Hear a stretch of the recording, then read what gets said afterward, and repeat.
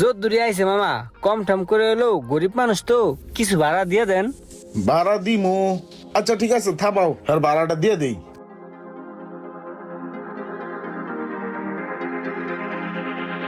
মিয়া, তুমি আবার পিছে পিছে আইতাছো। এই যে তুমি অল্প একটু রাস্তা আইছো, তোমার ভাড়া কয় টাকা দিতে হইব? না মামা, ভাড়া লাগতো না, আমি ভাড়ার লিগে আপনার পিছে পিছে আই না।